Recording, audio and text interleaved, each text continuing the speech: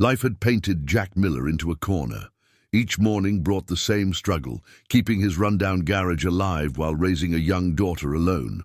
But fate has a way of shifting gears when you least expect it. When a gleaming red Ferrari rolled into his shop, its engine whispering defeat, he never imagined it would lead to an invitation that would change everything. Elizabeth Morgan, the powerhouse CEO behind the wheel, came expecting a quick fix. Instead, she found herself mesmerized by the quiet confidence of a man who could make engines sing.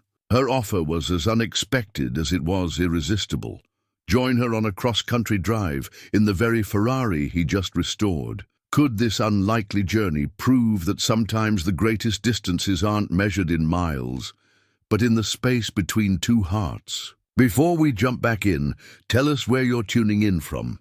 And if this story touches you, make sure you're subscribed, because tomorrow I've saved something extra special for you. The leather of Jack Miller's tool belt creaked as he bent over the engine of Mrs. Henderson's ancient Volvo. His father's initials, TM, were still visible on the worn leather, though the tools themselves had been replaced countless times over. The years.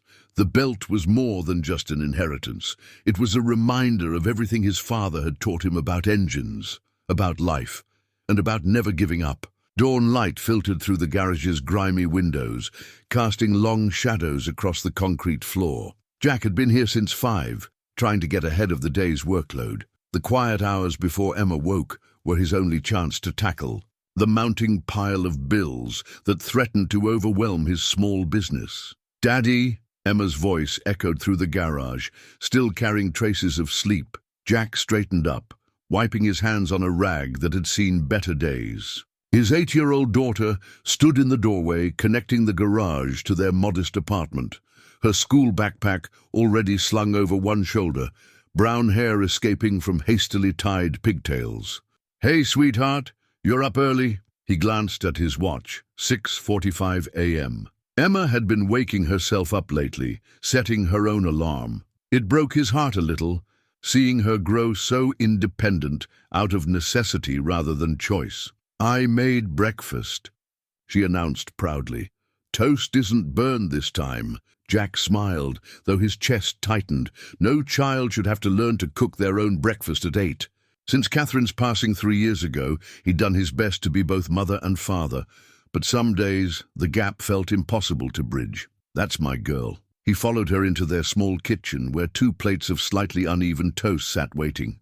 "Perfect timing. Mrs. Henderson's car can wait while I have breakfast with my favorite mechanic in training." Emma beamed at the title, settling into her usual chair. The kitchen was cramped but clean, with faded yellow curtains Catherine had, I picked out, still hanging in the window. Jack had never had the heart to change them. "Did you fix Mr. Rodriguez's truck?" Emma asked, spreading jam on her toast with careful concentration. "Almost. Need a new part that's coming in today." Jack didn't mention that Mr. Rodriguez could barely afford the repairs, or that he'd agreed to a payment plan that would barely cover the cost of parts. It was the 3rd such arrangement this month. "Is that why you were looking at the calculator last night? The one that made you sigh?" Sometimes Emma was too perceptive for her own good. Jack reached across the table to smooth the stray hair behind her ear. "Just grown-up stuff, honey. Nothing for you to worry about." But there was plenty to worry about. The garage's accounts were bleeding red ink. 2 major chains had opened up across town, drawing away his regular customers with flashy promotions and corporate pricing he couldn't hope to match. The only thing keeping Miller's Auto Repair afloat was his reputation for quality work and his willingness to help people down on their luck, a kindness his bank account couldn't really afford. The morning routine unfolded with practiced efficiency. Emma gathered her school things while Jack packed her lunch: peanut butter and jelly, an apple, and one of the chocolate chip cookies Mrs. Henderson had brought over yesterday. Their elderly neighbor might not have much money, but she never forgot that Emma had a sweet tooth. "Bus is coming," Emma announced, peering out the window. She turned and hugged him tight around the waist, her face pressed against his work shirt. "Love you, Daddy." "Love you too, sweetheart. Have a good day at school." He watched from the doorway as she joined the small group of children at the bus stop, her pink backpack bobbing among the others. Only when the bus pulled away did he allow his smile to fade. Back in the garage, Jack returned to Mrs. Henderson's Volvo. The morning light had strengthened, highlighting the wear on his tools, the cracks in the concrete floor, the places where rust was beginning to show through the metal shelving. Everything needed updating, but updates required capital he didn't have. The radio played softly in the background, an old country station his father had always favored. Johnny Cash was singing about walking the line when the sound of an approaching engine cut through the familiar melody. It was a sound that made Jack's trained ear perk up, something Italian, expensive, and not running quite right. He stepped out into the morning sun, squinting against the glare. The sight that greeted him would change everything, though he didn't know it yet. A Ferrari 488 GTB, red as sin and worth more than his garage and house combined, was pulling into his lot. The engine's purr had a slight catch to it, a whisper of something not quite right that probably only a trained ear would notice. As Jack watched, the car rolled to a stop, and the driver's door opened with elegant precision. The woman who stepped out looked as expensive as her car. Tailored suit, perfectly styled hair, the kind of confidence that came from moving through a world that bent to your will. She surveyed the garage with an expression Jack had seen before, on the faces of people who'd taken a wrong turn and found themselves in what they considered the wrong part of town. But there was something else in her face too, a flash of worry when the engine coughed slightly as she turned it off. In that moment, she wasn't a CEO or a wealthy stranger. She was just someone with a sick car, looking for help. Jack straightened his shoulders, adjusted his father's tool belt, and stepped forward to meet whatever opportunities or challenges this morning had brought his way. Elizabeth Morgan checked her Cartier watch, a habit born of 20 years in corporate boardrooms where every minute was currency. The delicate hands showed 7:30 a.m., and she was already behind schedule. The board meeting in San Francisco wouldn't wait, even for the CEO of Morgan Technologies. She hadn't planned on her Ferrari developing this worrying flutter somewhere between Sacramento and this small town she'd never heard of. "I spotted your garage from the highway," she said, her tone matching the crisp lines of her charcoal suit. "The sign said you're open." Jack nodded, keeping his expression neutral despite the incongruity of a $250,000 car in his modest workspace. "Just opened. What seems to be the problem?" Elizabeth's manicured fingers traced the Ferrari's flawless paint. "There's a slight hesitation when I accelerate. Most people wouldn't notice, but you know your car," Jack finished. He was already moving around the vehicle, his experienced eye taking in details most would miss. "Mind starting her up?" Elizabeth slid back into the driver's seat, the leather accepting her like an old friend. The engine purred to life, but Jack caught it immediately. That slight catch, a whisper of imperfection in the symphony of precision engineering. "How long has it been doing that?" he asked, leaning in to listen more closely. "Started about 50 miles back." Elizabeth glanced at her watch again. The morning sun caught its face, sending a brief flash of light across the garage wall. "I have a meeting in San Francisco this afternoon. I don't suppose this is a quick fix." Jack straightened up, wiping his hands on his work rag. "Could be the fuel injection system. Won't know for sure until I get a better look. But Ms. Morgan. Elizabeth Morgan. Ms. Morgan, this isn't the kind of car you want to take chances with. If I'm right about the problem, driving it further could cause serious damage." She stepped out of the car, her heels clicking against the concrete floor. The sound echoed off the walls, so out of place among the tools and engine parts. "How long to diagnose?" "An hour. To fix it properly. Depends what we find." Elizabeth paced a small circle, one hand absently touching her watch, a gesture Jack suspected was as unconscious as his habit of adjusting his tool belt. Her other hand pulled out a smartphone that probably cost more than his monthly rent. "I don't suppose there's a luxury car service in town, or a rental agency that might have something suitable." The slight pause suggested she was already anticipating his answer. Closest rental place is 40 miles away. They mostly handle pickup trucks and family sedans. Jack hesitated, then added, I could give you a ride to the bus station. There's an express to Sacramento every couple hours. The look she gave him suggested she hadn't taken a bus since college. If then. She glanced at her watch again, and Jack noticed it wasn't just expensive. It was an antique, the kind of timepiece that told more than just hours and minutes. That was my father's watch, she said, catching his look. He wore it to every board meeting for 30 years, said it reminded him that time was the one thing money couldn't buy more of. A small smile softened her features. He'd probably appreciate the irony of my current situation. Something in her voice shifted, becoming more human. Jack recognized it. The way people sometimes let their guard down in garages, as if admitting their car's vulnerability made it safer to admit their own. Tell you what, he said, moving to his workbench. Let me take a quick look. Maybe it's simpler than I thought. Elizabeth watched as he gathered his tools, her attention sharp and assessing. You work on Ferraris often? Not often, Jack admitted. But an engine's an engine. The principles don't change just because the price tag has more zeros. He popped the hood, and despite the circumstances, couldn't help but smile. It was like looking at the mechanical equivalent of a Stradivarius, pure engineering artistry.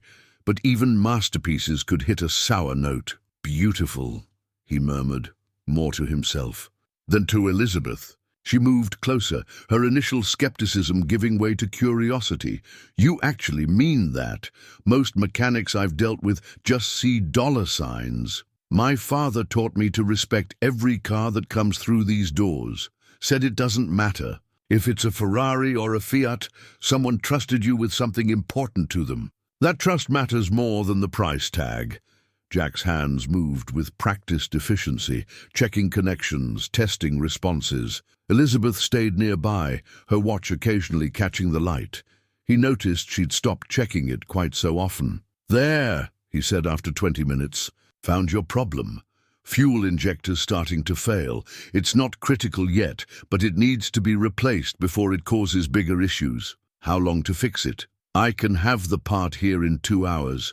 Installation will take another hour, maybe less. He straightened up, meeting her eyes directly. I know that's not what you wanted to hear.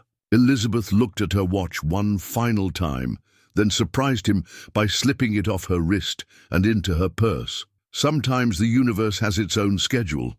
I'll call and reschedule the meeting. She pulled out her phone again, then paused. Is there anywhere in walking distance where I can get a decent cup of coffee? Define decent, Jack smiled slightly.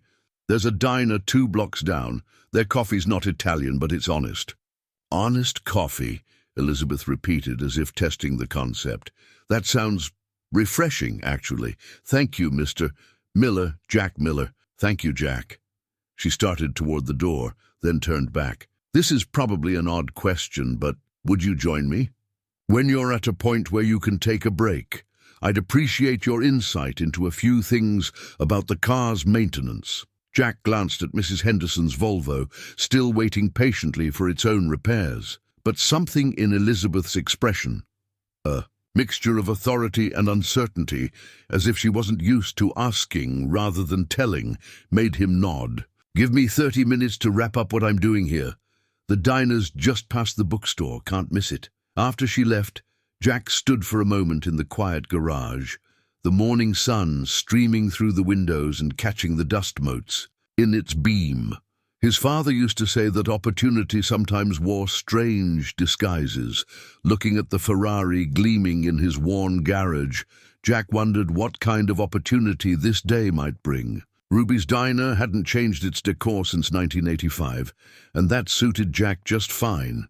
The vinyl booths were worn but clean, the coffee was strong, and the morning regulars knew better than to give him more than a curious glance as he slid into the booth across from Elizabeth Morgan. She had claimed a corner table with a view of Main Street, her laptop open but forgotten as she traced a line across a map spread between their coffee cups. Not a Google map or a GPS screen, but an actual paper. Road atlas, the kind Jack hadn't seen since smartphones took over the world. I highlighted the scenic route, Elizabeth said without preamble, her finger following a winding blue line from their small town all the way to San Francisco. It adds about 6 hours to the trip, but it takes you through some of the most beautiful parts of the state. Jack wrapped his hands around his coffee mug, letting the warmth seep into fingers, still slightly grimed with Ferrari engine oil. Scenic route? I've been thinking. She sat back, studying him with the same intensity she'd shown his work on her car. You know Ferraris. More importantly, you understand them. Do you know how rare that is? I know it's not the kind of car I usually work on. Exactly. Elizabeth leaned forward, her corporate demeanor softening into something more animated. Which is why I have a proposition for you.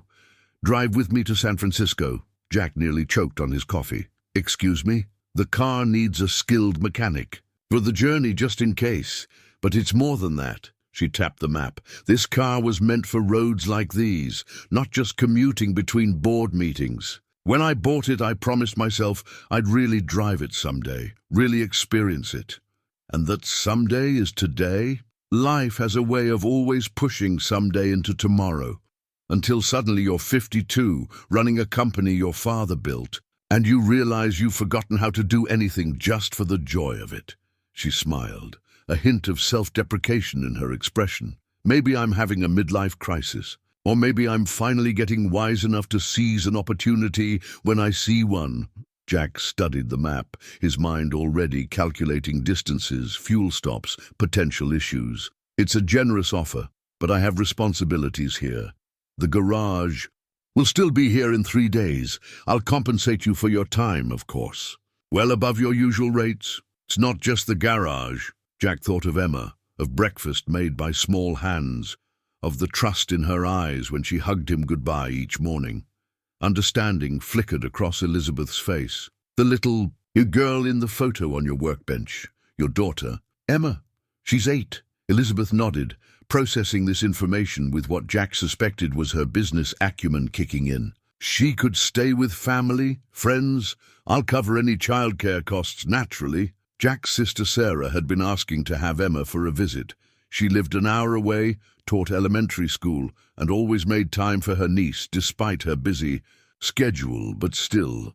Why me? He asked finally. You could hire a professional driver, a specialist mechanic. Because when you looked at my car, you saw more than just an expensive machine. You saw what it could be. Elizabeth's fingers traced the Atlas's legend absently. My father used to say you can tell everything you need to know about a person by how they handle 3 things: power tools, fine wine, and other people's trust. And I passed the power tools test with flying colors. She smiled, then grew serious. Look, I know it's an unusual request, but sometimes the best decisions I've made have been the ones that seemed crazy at first glance. Jack's eyes returned to the map. The route she'd marked wound through mountains and valleys he'd only seen in pictures. Roads that would make that. Ferrari sing, and the money she was offering would cover more than just a few overdue bills. I'd need to make some calls, he said slowly. Check with my sister about Emma. Make arrangements for the garage. Of course. Elizabeth reached into her briefcase and pulled out a business card. Not the standard corporate one she probably handed out at meetings, but a personal one, heavy cream-colored stock with just her name and private number. Take an hour. Think it over. Call me when you decide. She stood, gathering her laptop, but leaving the map on the table. The part for the car should be here soon.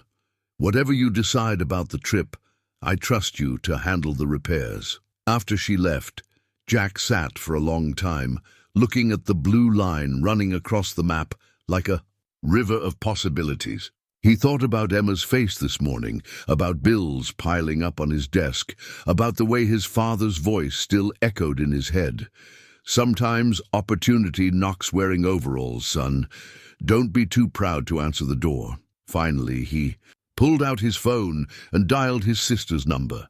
Sarah picked up on the second ring, her cheerful voice familiar and reassuring. Hey, sis, he said, fingers tracing the route on the map. Remember how you've been saying Emma needs a change of scenery? How would you feel about having her for a few days? Something's come up, something unexpected." As he explained the situation, Jack watched through the diner's window as the morning sun climbed higher, casting new light on the familiar streets of his small town. Somewhere in the distance, a train whistle sounded, a long, lonesome call that seemed to echo his own yearning for something he hadn't even known he was missing until today. The world, he realized, felt suddenly larger than it had at breakfast, full of possibilities that hadn't existed when he'd started Mrs. Henderson's Volvo this morning. Now he just had to decide if he was brave enough, or maybe foolish enough, to chase them. Emma took the news better than Jack expected. She sat at their small kitchen table, legs swinging, as he explained about the Ferrari, the journey, and the stay with Aunt Sarah. Her face lit up at the mention of her aunt, though her eyes held. Questions too mature for her 8 years. "Is it because of the bills, Daddy?" she asked, cutting straight to the heart of things, the way children sometimes do. Jack knelt beside her chair. "No, sweetheart. Well, not just that. Sometimes adults need adventures too." Emma considered this, then slid off her chair and ran to her room. She returned with her art supplies, settling back at the table with determined focus. "I'm making you a card for your trip." While she worked, Jack moved through the apartment, packing a small bag. He called Jerry, the semi-retired mechanic who sometimes helped during busy periods, arranging coverage for his regular customers. Mrs. Henderson's Volvo would have to wait a few days, but she'd understand. She always did. Elizabeth's Ferrari purred contentedly in the garage, the new fuel injector installed and tested. The repair had gone smoothly, as if the car itself approved of the journey ahead. Jack found himself running his hand along its flawless finish, trying to grasp the reality of what he'd agreed to.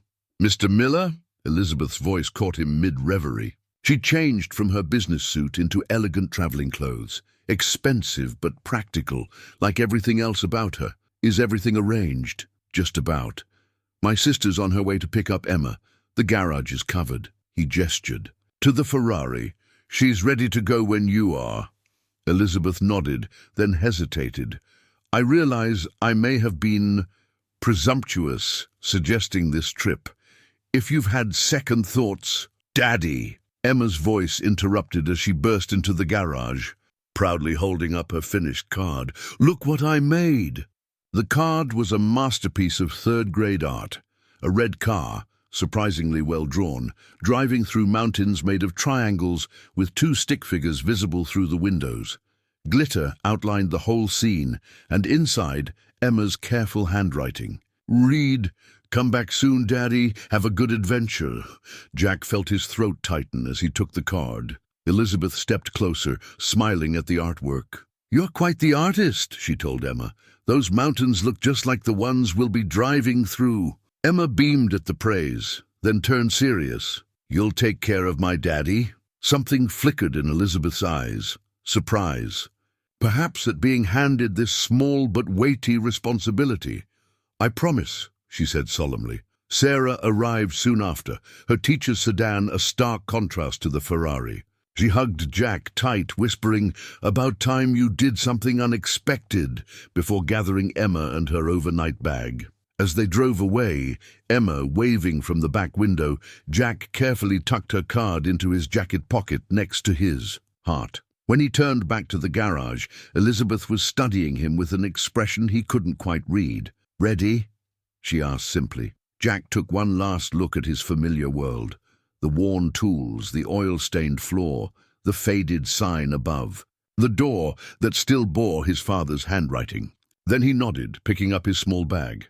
"Ready?" The Ferrari's door opened with a precise click, and as Jack settled into the passenger seat, the leather seemed to welcome him. Elizabeth started the engine, and its purr filled the garage with a promise. Dawn was just breaking as they pulled out onto the empty street, the car's headlights cutting through the lingering darkness. In his pocket, Emma's card crinkled softly, a reminder of what he was leaving behind and what he was driving toward. The first hour passed in silence, broken only by the Ferrari's engine and the occasional guidance from Elizabeth's GPS. The morning sun painted the highway in shades of gold, but the space between driver and passenger remained heavy with unspoken questions. Elizabeth drove with the same precision she probably applied to corporate takeovers, each gear change perfect, each curve handled with expertise.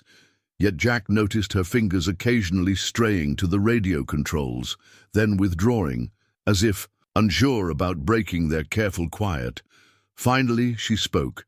"I suppose we should get to know each other, considering we'll be sharing the next few days. What would you like to know? How does someone in a small-town garage learn to work?" "On Ferraris," Jack smiled slightly. "Same way you learn anything worthwhile. Study, practice, and a healthy respect for what you don't know." He paused, then added, "My father believed in being prepared for any opportunity. He subscribed to every automotive journal he could afford, kept certification courses running on our ancient computer. Knowledge doesn't care about zip codes." Elizabeth nodded, processing this. Her hand moved to the radio again, and this time she pressed the power button. The car's premium sound system came alive, but instead of the expected business news or classical music, it was tuned to a station playing vintage rock.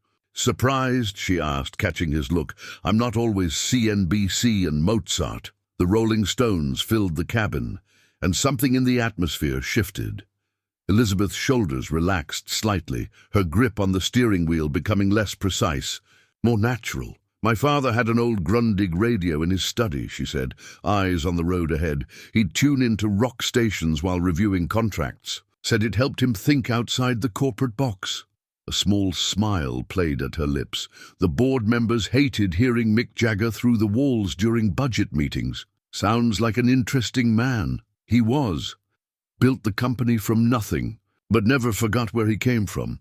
She glanced at Jack. He would have liked your garage, the real places he called them, where things get fixed instead of just replaced. The highway curved into mountain country, and Elizabeth downshifted smoothly, the Ferrari responding like a thoroughbred. Jack felt the perfect balance of the car, the way it seemed to read its driver's intentions before she even moved. "You handle her well," he observed. "Thank you, though I suspect she's running better than ever after your work." Elizabeth was quiet for a moment, then added, "I bought her after my father died. The board thought it was a midlife crisis. Maybe they were right." "Nothing wrong with midlife clarity," Jack said, surprising himself with the words. Elizabeth laughed, a genuine sound that seemed to brighten the car's interior. "Clarity? Is that what this is? Running away from a board meeting to drive across the state with a stranger? Sometimes running away and running toward look the same at the start." The radio shifted to a Beatles song, "The Long and Winding Road," its melody weaving through their conversation like a knowing commentary. They passed a sign indicating a scenic overlook ahead, and without discussion, Elizabeth guided the Ferrari onto the exit. They pulled into a viewpoint that opened onto a valley painted in morning mist, the road they'd traveled visible as a ribbon. Below, Elizabeth turned off the engine but left the radio playing softly. "I have a confession," she said. "I almost didn't pull into your garage, almost called my usual dealer instead." "What stopped you?" "The sign, Miller and Son Auto Repair. It reminded me of my father's first business sign. Before Morgan Technologies, before the IPO, when he was just a man with a dream and a talent." She turned to face Jack. "Thank you, by the way, for coming on this, whatever this is, adventure," Jack said, remembering Emma's card. "I believe that's what we're calling it." The Beatles faded into a Fleetwood Mac song, and they sat there for a moment, two people from different worlds, sharing a view and a snippet of music from the past. The silence between them now felt comfortable, full of possibility rather than awkwardness.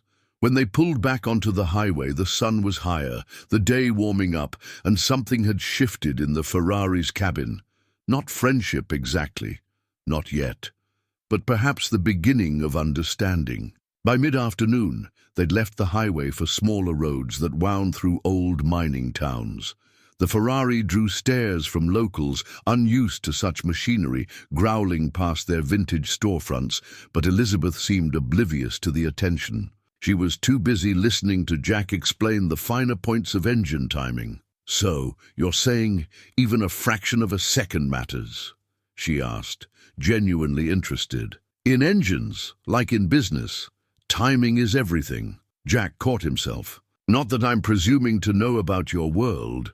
"Why not? You've already proven you understand more than most." Elizabeth slowed as they entered another small town, this one barely more than a main street with a cluster of shops. "Mind if we stretch our legs? There's a bookstore that looks interesting." The store was one of those endangered species of retail, a family-owned shop that had somehow survived the digital age. Books towered in precarious stacks, their spines faded by sunlight from the dusty windows. A bell tinkled above the door as they entered. "Reminds me of where I used to hide during lunch breaks in high school," Jack said, inhaling the familiar scent of old paper and forgotten stories. Elizabeth raised an eyebrow. "You don't strike me as the hiding type. I was different then, skinny kid who preferred books to football." He ran a finger along a shelf. "My mother used to say I was born 40 years old.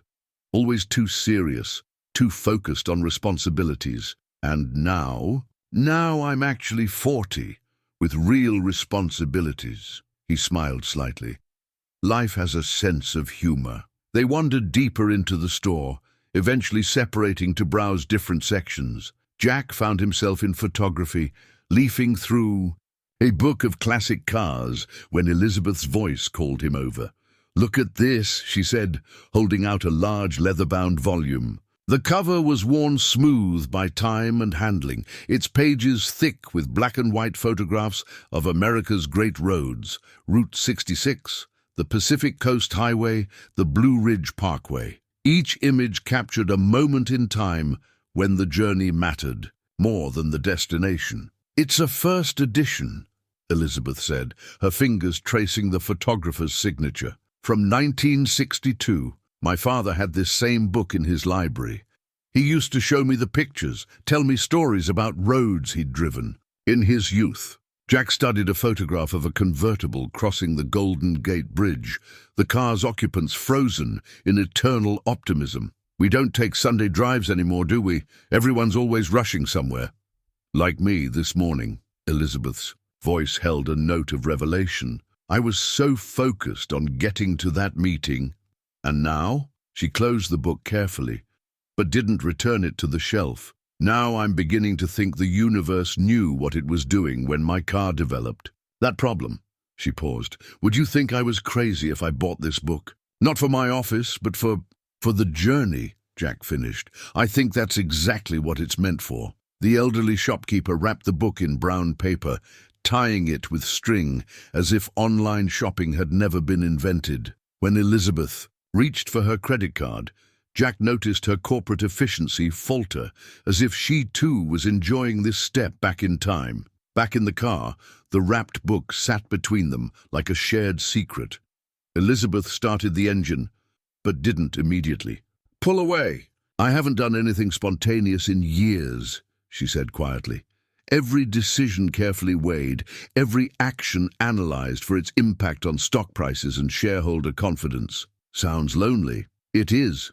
Was." She glanced at him. "The funny thing is, I never noticed how lonely until today, until normal conversations about engines and books and memories started feeling more real than board meetings ever did." Jack thought about his own routine, the careful calculations of each day's repairs, each month's bills. We all get stuck sometimes.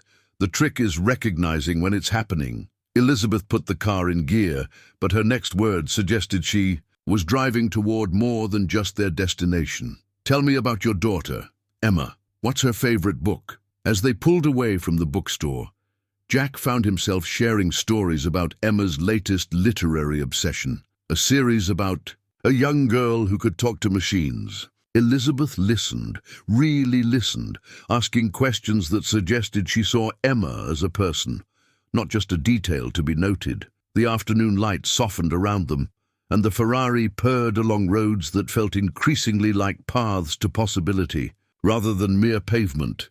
The wrapped book between them seemed to pulse with potential, like a compass pointing toward something neither of them had known they were seeking. The storm came out of nowhere, the way mountain weather often does.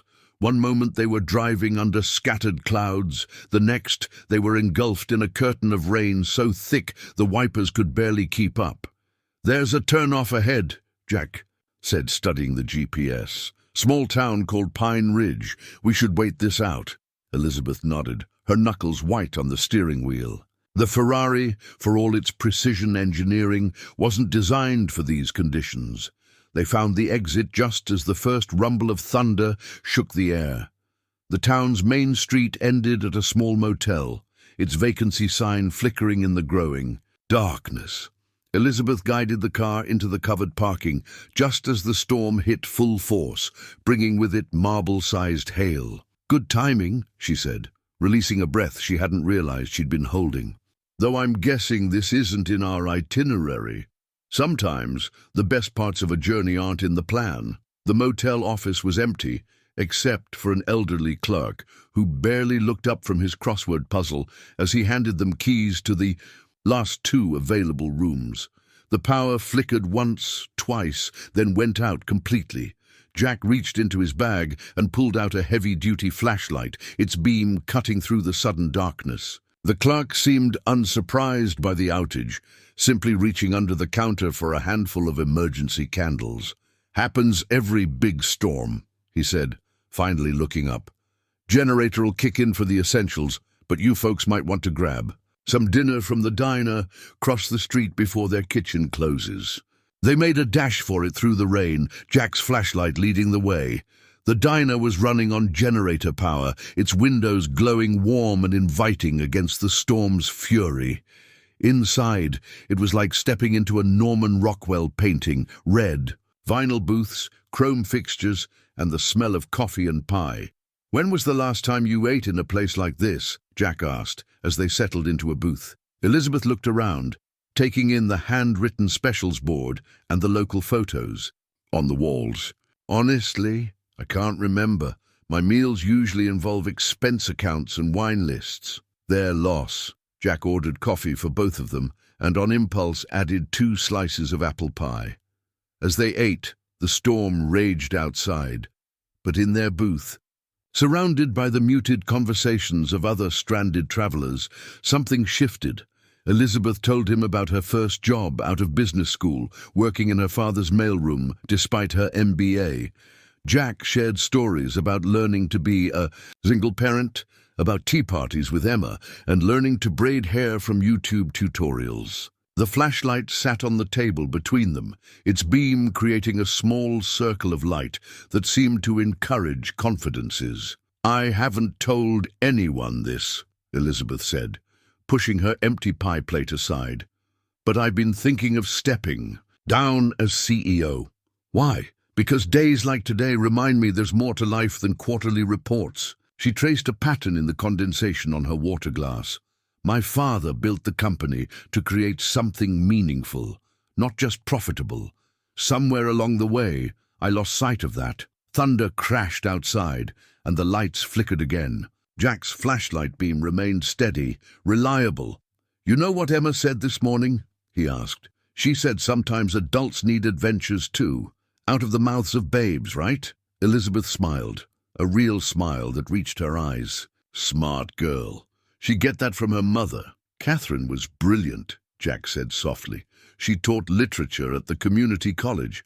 Always said the best stories happen when people leave their comfort zones. Like driving through a storm with a stranger."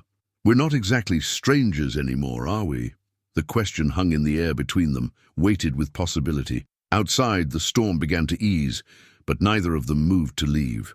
The flashlight's beam created shadows that danced across their faces, making the moment feel somehow both real and dreamlike. Sometimes, Jack realized, it takes the dark to help you see things clearly. Morning found them in the motel's small breakfast room, sharing coffee that was surprisingly good for a place that still used paper guest ledgers. The storm had passed, leaving behind air so clear it made the mountains seem close enough to touch. Elizabeth's laptop chimed with an incoming email, the corporate world intruding on their quiet moment. Her expression changed as she read, CEO mask sliding back into place. Problem? Jack asked, recognizing the shift in her demeanor. Production. Issue at our Sacramento plant.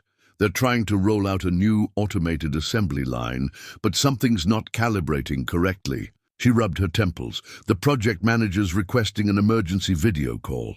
Mind if I ask what they're trying to automate? Electric vehicle charging stations. We're expanding into the green energy sector. Elizabeth's fingers flew across the keyboard as she replied to messages. The robotic arms keep misaligning during the final assembly phase. Jack sipped his coffee, considering. Sounds like a timing issue. Elizabeth looked up, surprised. What do you mean?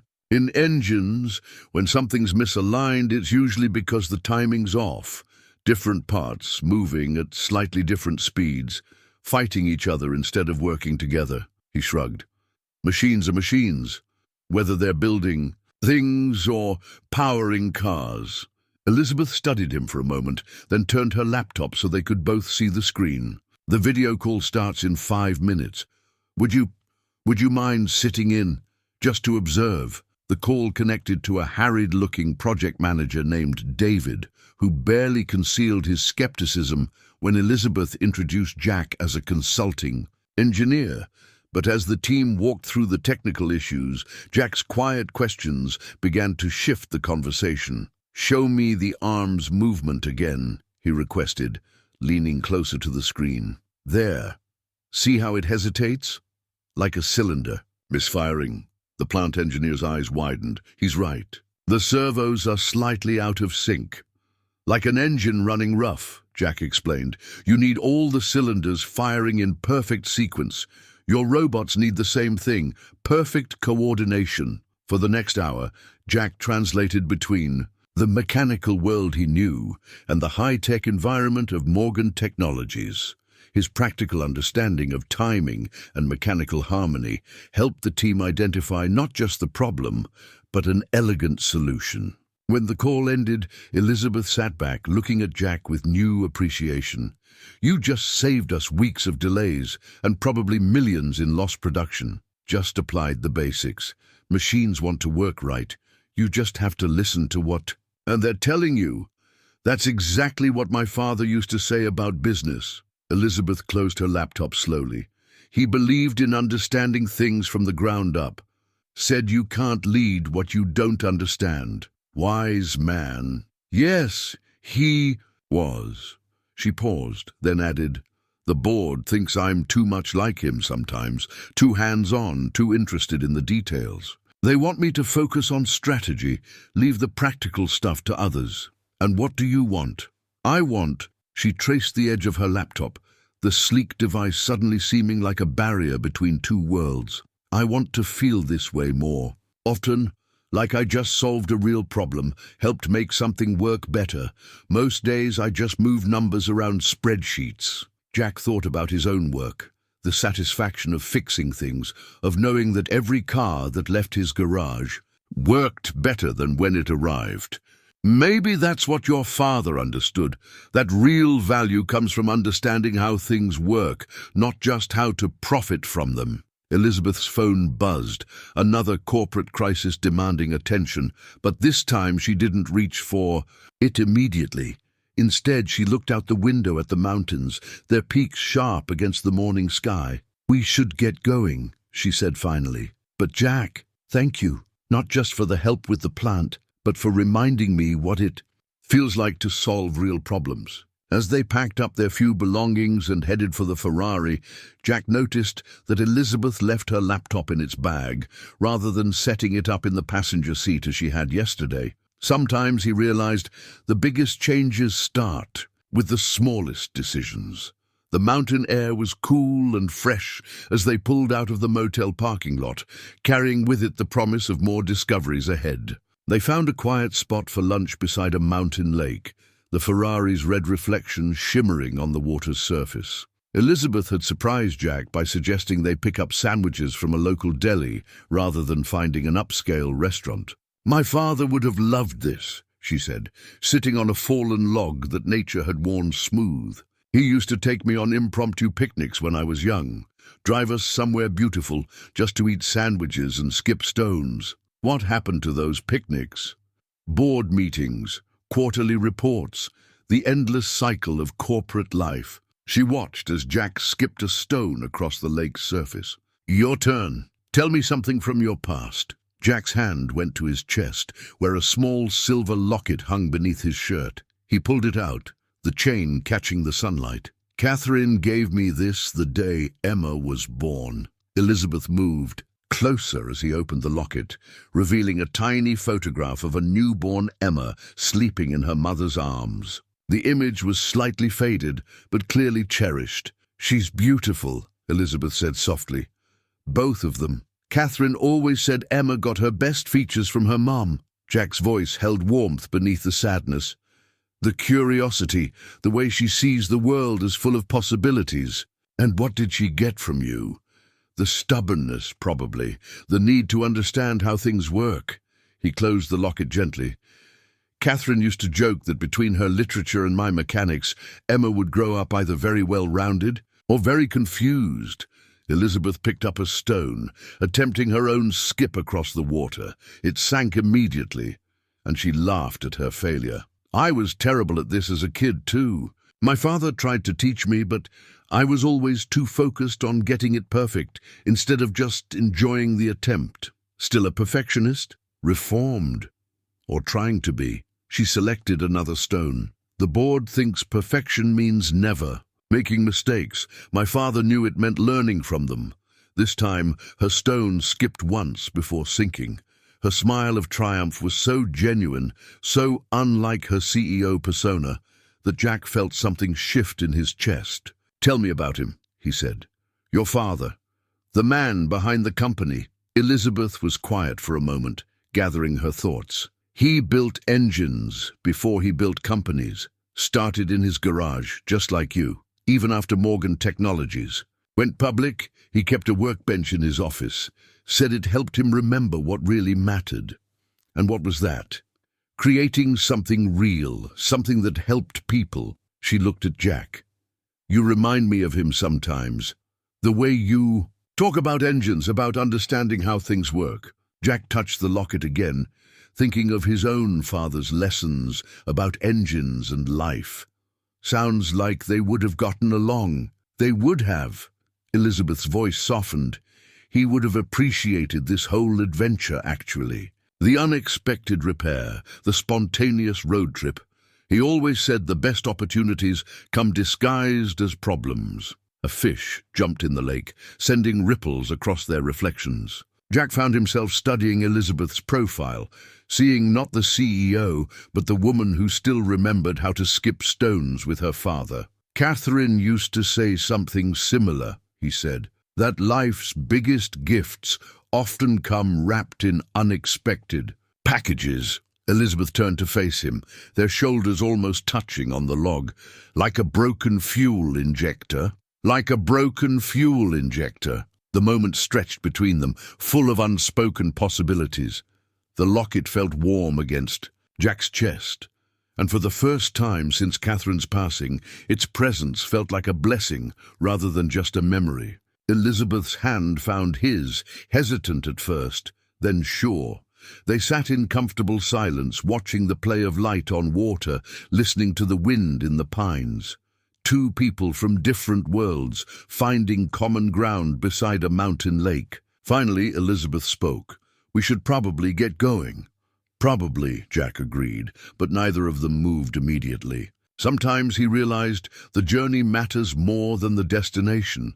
When they did return to the car, something had changed. The space between them felt different, warmer, more familiar. The locket rested against Jack's chest, no longer a weight, but a reminder that the heart has an infinite capacity for new beginnings. The hand-painted sign caught Elizabeth's eye first. 52nd Annual Mountain Heritage Festival, next exit. a simple wooden board that somehow made her foot ease off the accelerator. "We shouldn't," she said, but her tone suggested otherwise. Jack pulled a wrinkled flyer from the diner where they'd stopped for coffee. Local music, craft booths, homemade. Pie contest. Sounds terrible. His deadpan delivery made Elizabeth laugh. Absolutely dreadful. She flicked on the turn signal. We probably shouldn't waste our time. Probably not. But the Ferrari was already gliding down the exit ramp, its sophisticated engineering completely at odds with the dusty fairground parking lot they found themselves in. Local families in pickup trucks and minivans stared as Elizabeth parked between a weathered Ford and a vintage Chevy. The festival spread before them in a patchwork of colorful tents and stands. The aroma of barbecue and fresh-baked goods filled the air, mixing with the sound of fiddles and banjos from a small stage. My marketing team would have a fit if they saw me here, Elizabeth mused, accepting a paper cup of fresh lemonade from a freckled girl's stand. CEO of Morgan Technologies, drinking 60-cent lemonade at a country fair. Good thing they can't. See you then. They wandered through the craft booths, Elizabeth surprising herself by purchasing a hand-knitted scarf that would probably cost a fraction of her usual accessories. Jack found himself drawn to a woodworker's stand, admiring the craftsmanship of hand-carved toys. Emma would love this, he said, picking up a small carousel horse. Get it for her, Elizabeth encouraged. Every adventure needs a souvenir. The local band struck up a livelier tune, and couples began clearing space for dancing. Elizabeth watched them with poorly concealed interest. Don't tell me the CEO of Morgan Technologies knows how to square dance, Jack teased. Please, I went to finishing school. She turned to him with unexpected mischief in her eyes. I know every dance from waltz to foxtrot, though I'm a little rusty. Prove it. The challenge hung in the air between them for a moment. Then Elizabeth set down her lemonade cup. I will, if you will. They joined the dancers as the band swung into an old-fashioned waltz. Jack's hand found Elizabeth's waist, her fingers settled on his shoulder, and suddenly they were moving together as if they'd done this 100 times before. You're full of surprises, Elizabeth said as Jack guided her through a perfect turn. High school job. Helped the dance instructor set up her studio. She taught me the basics in return. His eyes held a hint of remembered joy. Catherine used to say, I was the only mechanic in town who could fix a car and dance a waltz. They moved together through another turn, their bodies finding a natural rhythm.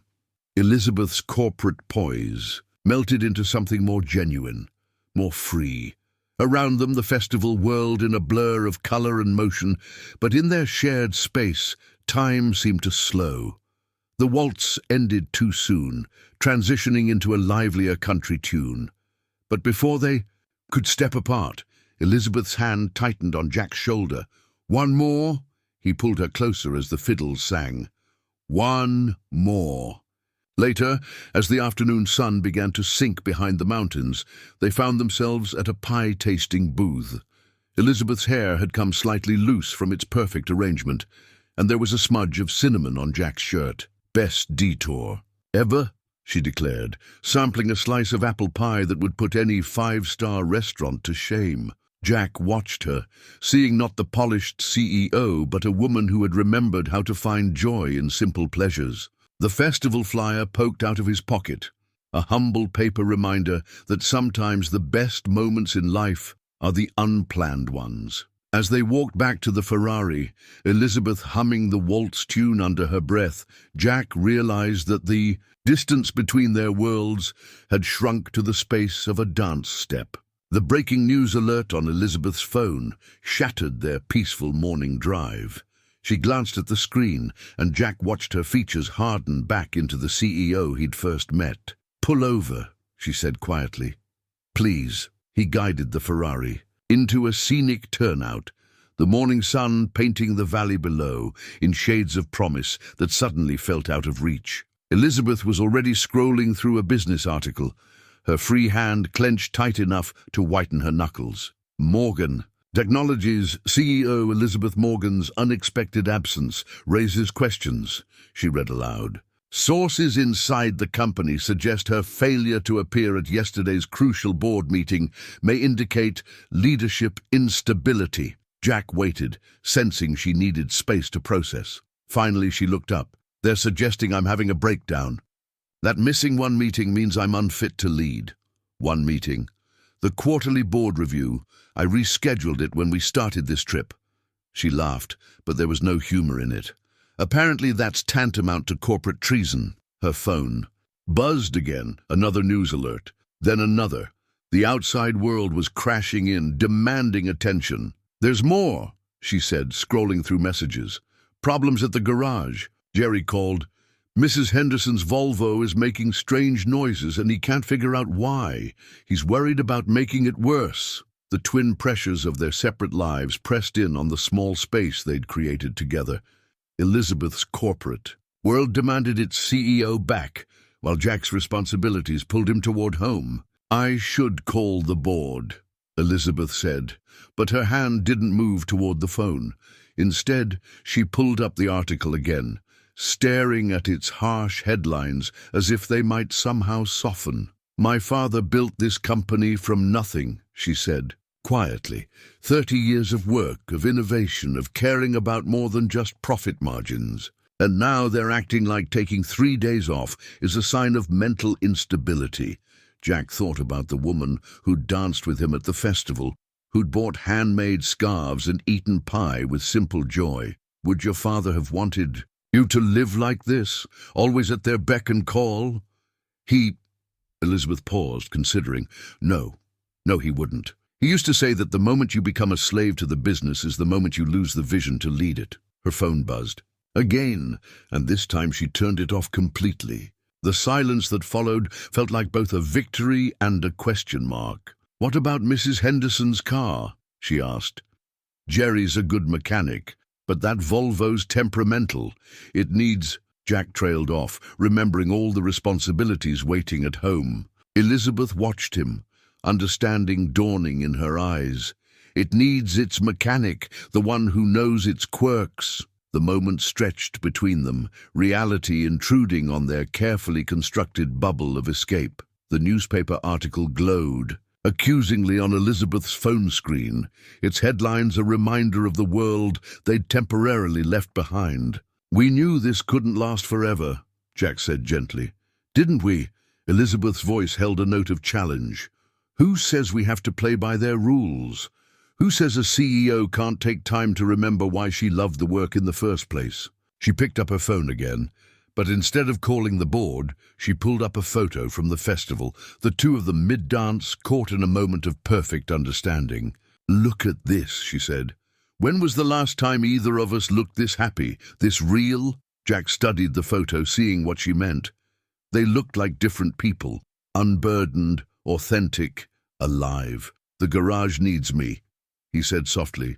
And the company needs me, Elizabeth nodded. But maybe they need the real us, not just the roles we've been playing. The morning sun continued its climb, illuminating the valley below, where roads wound like possibilities. The business article still glowed on Elizabeth's phone, but somehow its urgency had diminished. So what do we do? Jack asked. Elizabeth looked at him, then out at the view, then back at the phone with its demanding headlines. We finish what we started, she said finally. We complete this journey, but maybe we start thinking about what comes after. The word after hung between them, full of both promise and uncertainty. Jack started the Ferrari's engine, its purr a counterpoint to their thoughts. They pulled back onto the road, carrying with them the weight of responsibilities, but also the lightness of possibility. Sometimes, Jack realized, reality's intrusion doesn't end the story. It just adds another chapter. They found a small roadside cafe for lunch, the kind of place that served breakfast all day, and coffee strong enough to strip paint. The tension that had been building since the morning's news finally broke over a chipped ceramic mug. You don't Understand, Elizabeth said, her voice tight. I can't just ignore the board. This isn't some small-town business where everyone knows everyone and deadlines are flexible. The words hit harder than she'd probably intended. Jack set his coffee, the cup down with careful precision. No, it's not a small-town business. It's a corporation where numbers matter more than people. That's not fair, isn't it? You spent the last 2 days talking about how the company's lost its way, how it's forgotten your father's values. But the minute they snap their fingers, don't. Elizabeth's knuckles whitened around her mug. Don't pretend you understand my world. You fix cars. I run a company that employs thousands of people. Their livelihoods depend on me making the right decisions. And what about your life?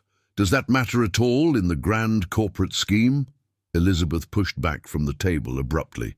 Her coffee cup tipped, dark liquid spreading across the formica surface like spilled possibilities. You think it's so simple?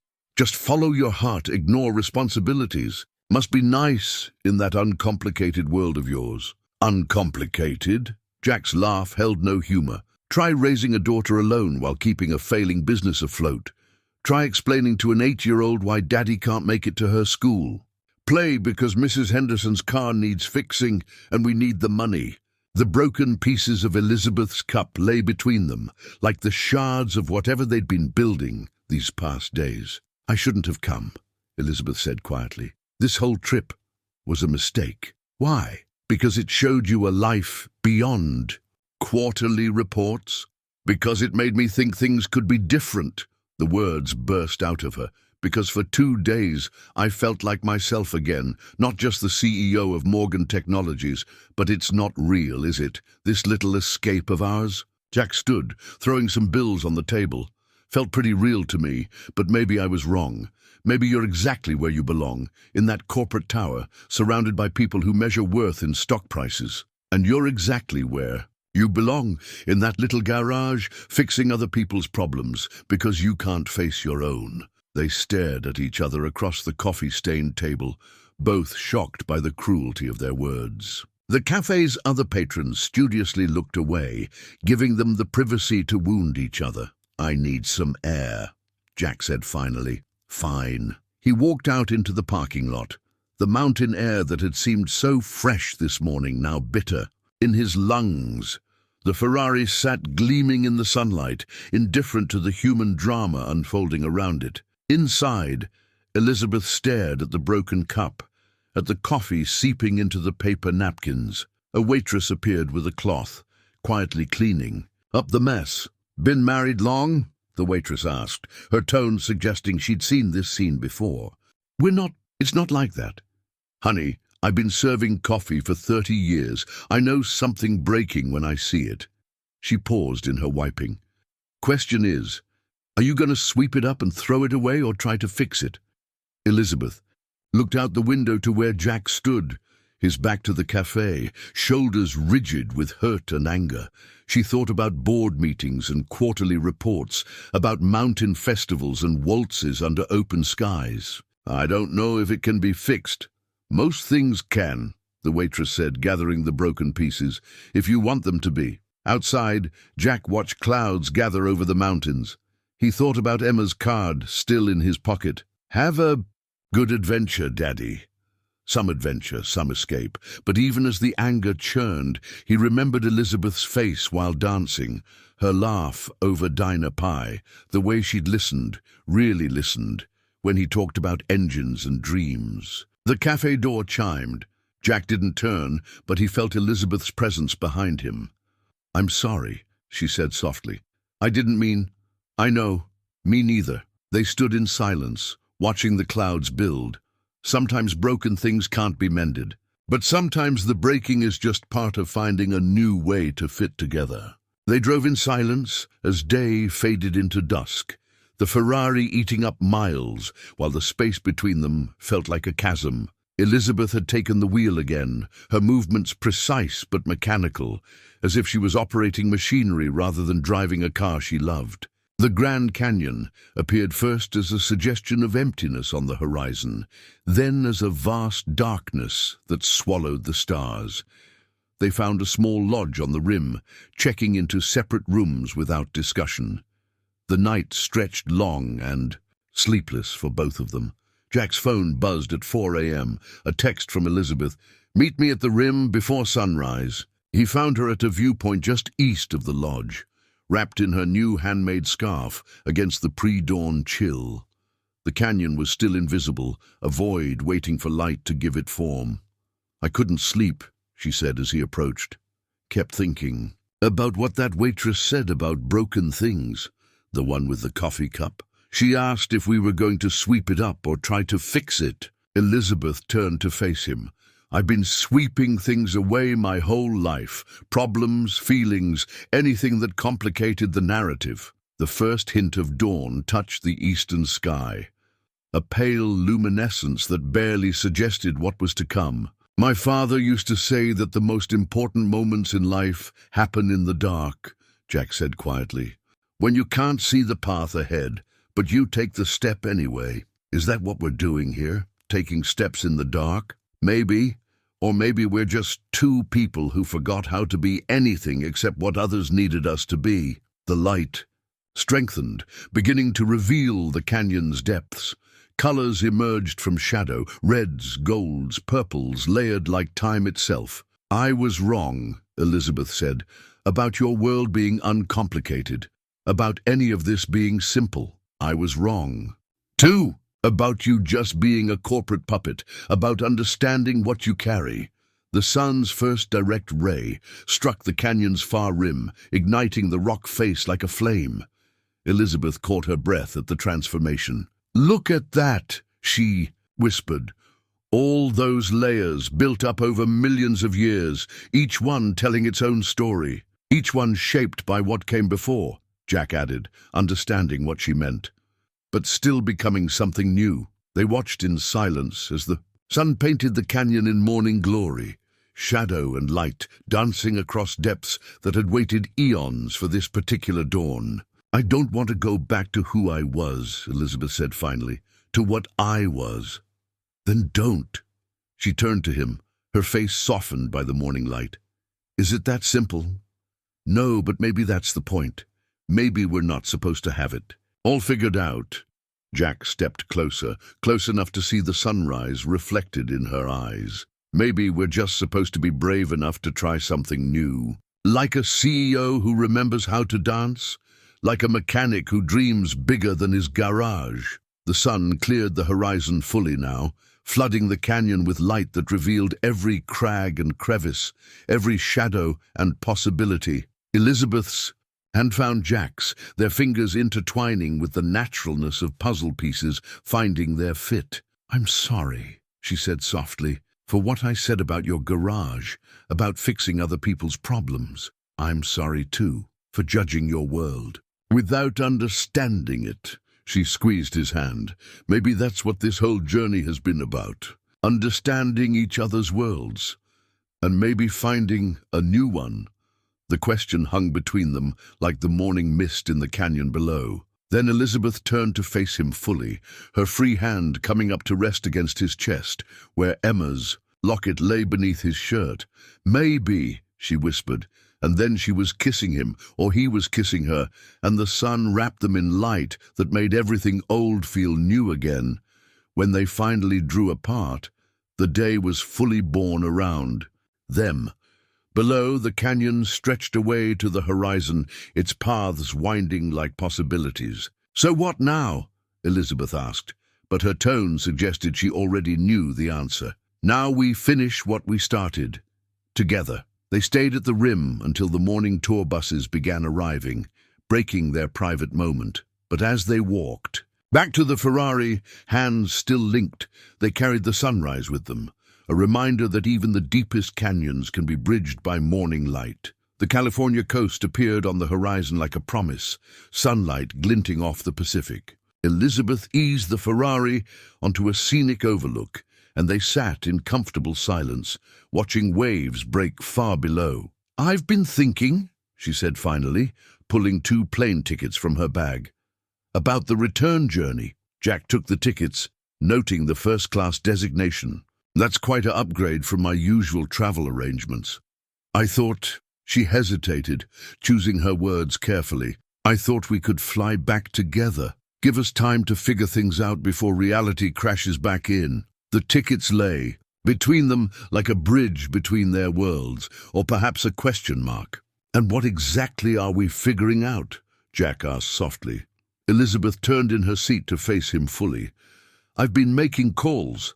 The board isn't happy, but they're listening. I'm proposing a restructuring of the company, getting back to my father's original vision, innovation with purpose, not just profit.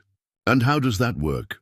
We expand our green energy division, focus on sustainable technology, community development. She smiled slightly. Maybe even a program to help independent garages upgrade their equipment for working on electric vehicles. Jack raised an eyebrow. Wouldn't happen to know any independent garage owners, would you? One or two. Her smile faded into seriousness. But that's just the business side. There's us to consider. Us. The word hung in the air, full of possibility and complication. I can't leave the company, Elizabeth said. Not completely. But I can change how I run it, work remotely more often, delegate the things that don't need my direct attention. And I can't leave the garage, Jack replied. It's not just my business. It's my father's legacy, Emma's future. I know. Elizabeth reached for his hand. I'm not asking you to. She pulled out her tablet, showing him property listings in his town. The old Wilson factory on the edge of town, Morgan Technologies, is interested in converting it into a green energy research facility. We'd need someone local to oversee the mechanical side of things, someone who understands both the technical aspects and the community. Jack studied her face. You've been planning this? Planning implies certainty. I'm exploring possibilities. She squeezed his hand. The question is, are you interested in exploring them with me? The ocean breeze carried the scent of salt and change. Jack thought about Emma, about his garage, about the way Elizabeth's world had expanded his own. It won't be easy, he said, merging our worlds. Nothing worth doing ever is. She touched the plane tickets lightly. But maybe that's the point. Maybe we're supposed to build something new, not just choose between what exists. Jack pulled out his phone, showing her a text from Emma. A photo of a science project she'd built, all gears and circuits. She's going to love having you around. She already thinks you're some kind of superhero after I told her about the Ferrari. Think she'd like to learn about running a company someday? After she masters mechanics, of course. The future stretched. Before them, like the coastal highway, full of curves and challenges, but also beautiful possibilities. So, Elizabeth said, picking up the plane tickets. What do you say? Ready for another journey? Jack leaned across the console and kissed her, tasting salt air and promise on her lips. With you? Always. They sat there a while longer, watching the waves and planning. Not just the flight home, but the harder journey of merging two lives, two worlds, two sets of responsibilities into something new. The Ferrari purred to life again, ready for the final stretch to San Francisco. As they pulled back onto the coastal highway, Jack noticed Elizabeth's hand had found his again, their fingers intertwined like the threads of the story they were beginning to write together. The plane tickets rested in the console between them. No longer just paper and promises, but a first step toward whatever came next. San Francisco stretched before them, the Golden Gate Bridge glowing in the late afternoon sun. Elizabeth guided the Ferrari through familiar streets until they reached Morgan Technologies' headquarters, a gleaming tower of glass and steel that seemed to touch the sky. Home, sweet home, she said. But there was a new note in her voice, as if the words didn't fit quite right anymore. In the underground parking garage, their footsteps echoed as they walked past rows of luxury vehicles. To the private elevator, Jack noticed how Elizabeth's posture changed subtly, shoulders squaring, chin lifting, as if putting on armor for battle. The board's waiting, she said, pulling a folder from her briefcase. Inside was a deed, the garage's deed, which she'd had her lawyers pull while they were driving. But before we go up, we need to talk about this. Jack took the document, immediately recognizing his father's signature at the bottom. "Why do you have this?" "Because I'm about to propose something crazy to the board, and I need to know you're with me." She touched the deed gently. "Your garage isn't just a business, Jack. It's a legacy. I understand that now, so instead of buying you out or making you part of Morgan Technologies, I want to propose a partnership." "What kind of partnership?" "Morgan Technologies provides the funding and equipment to modernize your garage, make it our flagship independent service center for electric and hybrid vehicles. But you maintain complete ownership and control. We're partners, not owners." Jack studied the deed, thinking of his father's dreams for the garage, and the research facility, a separate project. "You'd oversee it because you're the best person for the job, not because of us." She stepped closer. "I don't want to change your world, Jack. I want to help it grow." The elevator dinged, but neither moved toward it. "What about your world?" Jack asked. "The board won't like their CEO splitting time between San Francisco and a small-town garage." Elizabeth smiled, a hint of her father's determination in her eyes. "The board works for the company, not the other way around. Besides, they're about to learn that Morgan Technologies is returning to its roots, innovation that serves communities, not just shareholders." She pulled out another document, a business plan that merged her corporate expertise with his practical knowledge, a vision of future where both their worlds could thrive. "It won't be easy," she warned. "There'll be resistance, complications. Like trying to explain to Emma why her homework needs to be done, even though her potential stepmother owns a Ferrari." The word stepmother hung in the air between them, making Elizabeth's breath catch. Is that something you've thought about?" Jack took her hand, his calloused fingers intertwining with her manicured ones. "I've thought about a lot of things since a broken fuel injector brought you into my garage." The elevator dinged again, more insistent this time. The board was waiting, but for once in her career, Elizabeth didn't feel the usual urgency to answer their summons. "So," she said softly, "are we doing this? All of it?" Jack looked at the deed, then at the woman who had driven into his life, and changed everything, on one condition. "Name it. We keep the sign as it is, Miller & Son Auto Repair, but maybe we add something underneath. A Morgan Technologies partner." Elizabeth's eyes filled with unexpected tears. "Perfect, though eventually we might need to consider Miller and Daughter." "Emma would love that." "I meant our daughter. You know, hypothetically." "Eventually." Jack pulled her close, kissing her in the echoing concrete cavern of the parking garage, surrounded by luxury cars that suddenly seemed less important than the future they were choosing. When they finally stepped into the elevator, the deed was safely tucked away, and their hands were still clasped. Elizabeth pressed the button for the top floor, where the board waited. "Ready?" she asked. Jack squeezed her hand. "Ready?" The elevator began its ascent, carrying them toward whatever came next. They had chosen their path, not his world or hers, but something new they would build together. The familiar sight of Miller & Son Auto Repair appeared around the bend, but this time the Ferraris approached drew a small, welcoming committee.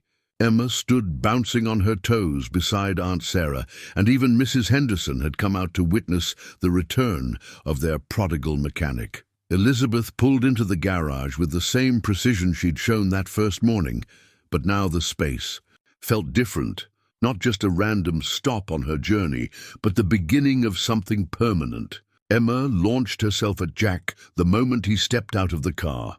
"Daddy, did you have a good adventure? Did you take pictures? Can I see the mountains?" Over his daughter's head, Jack caught Elizabeth's smile, tender, a little nervous, but real.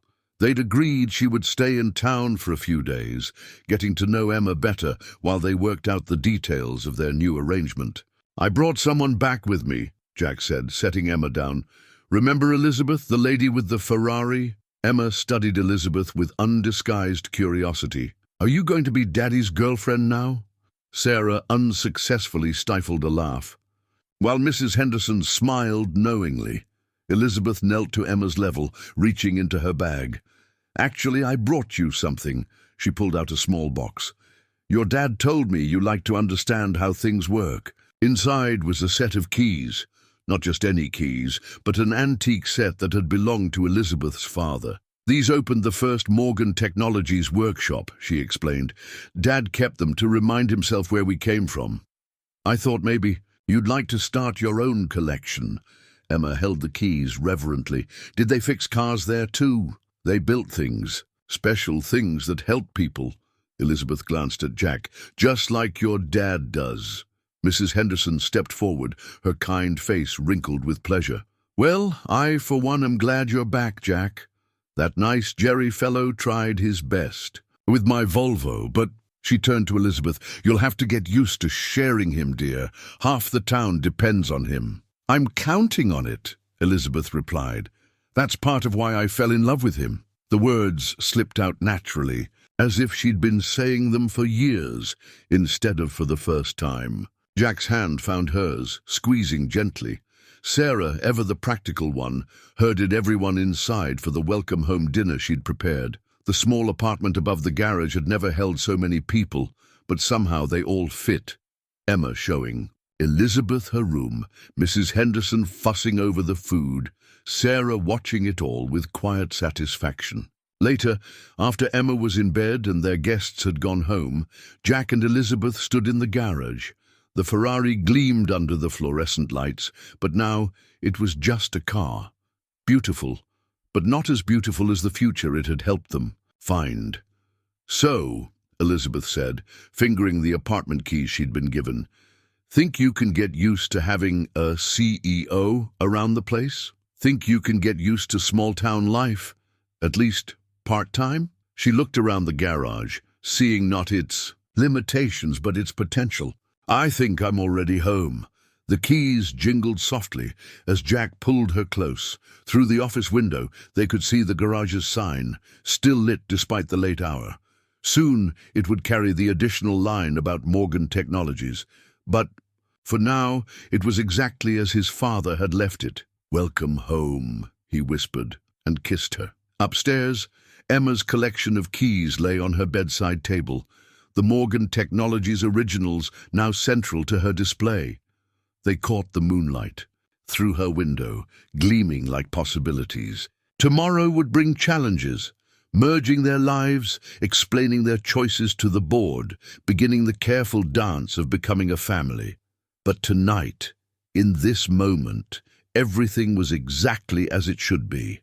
The garage that had been Jack's anchor now felt like a launching pad, and the woman who had driven into his life looking for a quick fix had found something far more valuable, a future worth building, one day at a time. 1 year later, the photographer adjusted her tripod one final time, centering the lens on the newly renovated Miller & Son Auto Repair. The building gleamed in the morning sun, its classic facade preserved but enhanced, much like everything else about the business. "Ready for the family photo?" she called out.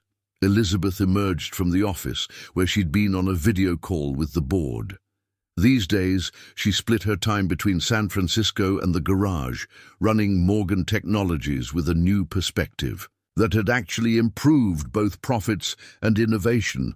Jack stepped out from under a Tesla he'd been servicing, wiping his hands on a shop rag. The garage now handled everything from Mrs. Henderson's faithful Volvo to the latest electric vehicles, thanks to equipment that rivaled any luxury dealer's service center. Emma darted out last, wearing overalls that matched her father's, a ring of keys jangling at her belt.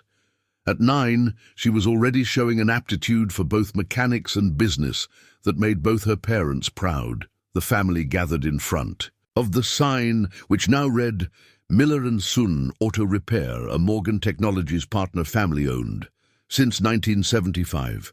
Scoot closer together," the photographer instructed. "That's it. Now this is for the company's annual report." "And our family album," Elizabeth said, her hand finding Jack's. The diamond on her left hand caught the sunlight, a recent addition that had prompted celebration throughout the town. The Morgan Technologies Green Energy Research Facility on the edge of town had transformed the local economy, providing jobs and opportunities while staying true to the community's character. Jack oversaw the mechanical division, his practical expertise proving invaluable in turning innovative ideas into working solutions. Mrs. Henderson appeared just as the photographer was ready to shoot. "Oh, good! I haven't missed it," she joined them without invitation, as comfortable with the CEO of Morgan Technologies as she'd always been with her trusted mechanic. "We want you in it, Mrs. H," Emma insisted. "Your family too." Elizabeth nodded. These days, the lines between corporate life and community, between business and family, had blurred in the most beautiful ways.